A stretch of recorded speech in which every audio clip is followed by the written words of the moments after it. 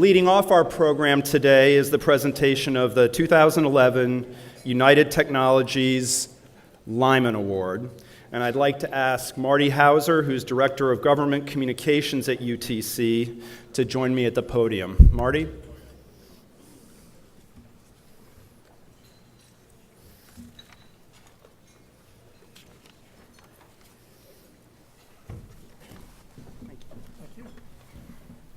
Thanks, John. I appreciate that. As he said, I'm Marty Hauser. I'm Director of Government Communications here in Washington for United Technologies, along with my colleagues from Pratt & Whitney and Hamilton Sundstrand that are with us today. We are pleased to present this award to Doug Kennett.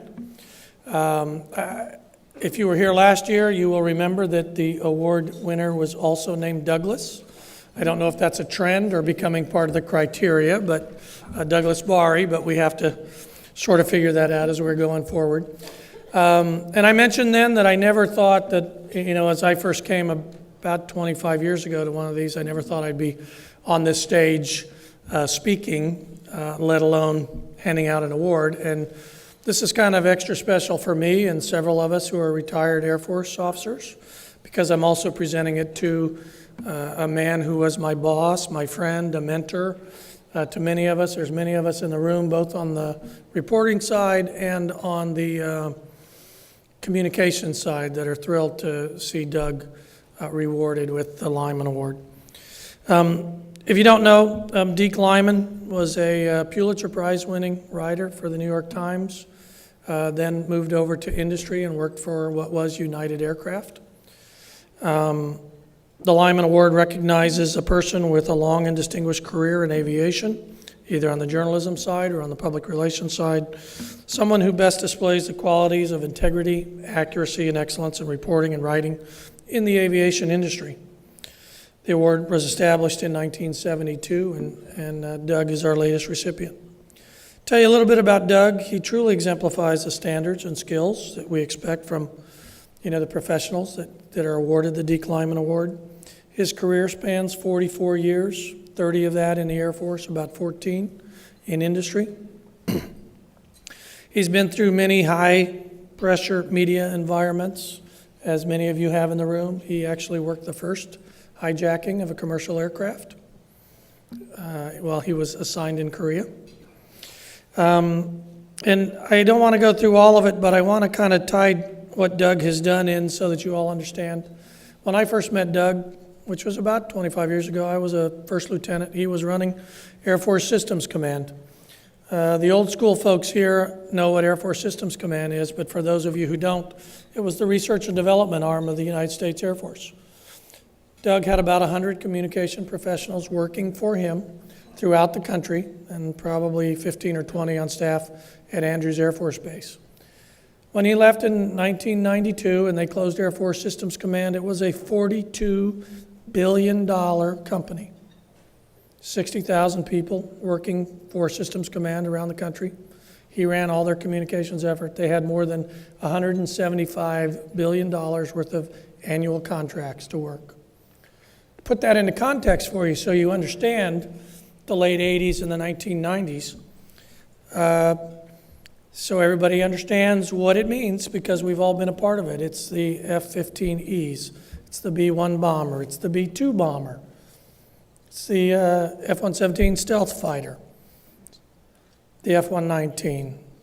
I can keep going. It was the Titan II, the Delta II, GPS. Everybody knows today it's part of our everyday life. Back then we were still trying to convince people why it was important, never thinking that it would be used to when you paid for your gas, getting a timestamp there. We procured everything as a result of the early buildup of the Reagan administration, and Doug oversaw all of that. There's not anything that we see and do in the weapon system world today that he didn't have his hands and fingerprints on from a communications perspective. That also includes, as you all remember, Desert Shield, Desert Storm, all those great precision-guided munitions that use GPS to put them on target. That never happened before. So with that, Doug left Air Force Systems Command, went to Air Force, ran the media desk, went to the Department of Defense to run their media desk. DDI, who worked humanitarian missions in Haiti, Rwanda, the Balkans War, several other things. We all tend to mark where we were when things happened. One of those, at least in the Air Force, was the downed pilot Scott O'Grady. Doug worked that when he was in the Department of Defense, which was obviously a big news story. More than that, though, he's a gentleman. To tell you about Doug as a person, he is truly a gentleman. He wants to get it right. He's always been forthright, straightforward, straight shooter. He told the good news when he needed to tell the good news, both on the defense side and the industry side. As he said last night, when things didn't look so good for the home team, he also shared that news. He understood that it was important for the credibility with the reporter to be able to tell that story.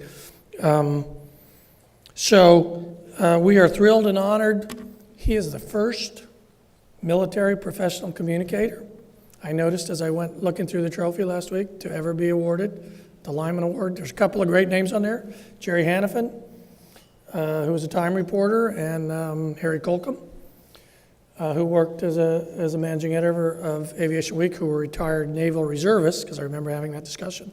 But Doug is the first military professional communicator.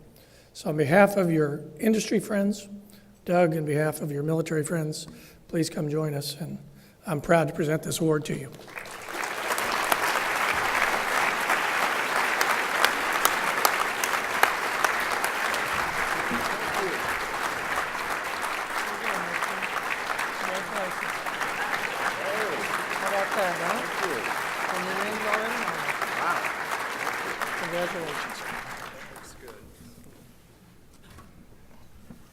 I think I'm also the first bald redhead to win the Lyman Award, although it's getting grayer by the day. Spoke for 20 minutes last night. I'll do 20 seconds today. I want to thank UT and AIA for continuing the Lyman tradition, although I have no idea how my name ended up with all of those great folks that I've had the opportunity to work with in the past, and hope to do some more in the future. I ask you to think not about me today, but the winner from 2009, Graham Warwick, who is recovering from quintuple bypass. He needs your thoughts more than I do. Thanks, and God bless.